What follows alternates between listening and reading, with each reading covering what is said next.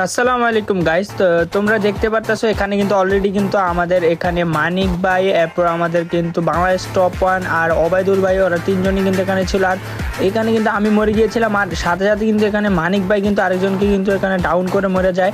আর এখানে অলরেডি কিন্তু Bangladesh top one আর ওবায়দুল ভাই কিন্তু এখানে অলরেডি দাঁড়িয়ে আছে। আর এখানে কিন্তু ওবায়দুল ভাইয়েরও কিন্তু আবার ক্লিয়ার করে দেয়।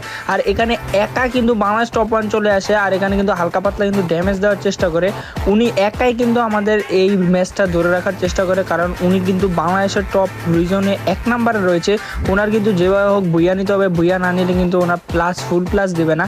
আর ফুল প্লাস না পাইলে কিন্তু ওনার কিন্তু মাথা এমনি গরম হয়ে যায়। এভাবে আমাদের সাথে অনেক গালিগালাজ মনে করতেছিল নর্মালি, যে ভাই এভাবে খেলতেছে, সামান্য এরকম টাইপের কিছু করে। কারণ বাংলাদেশ টপ ওয়ান কিন্তু বাংলাদেশের মধ্যে টপ রিজনে 1 নম্বরে রয়েছে, একটু খারাপ লাগতেই পারে।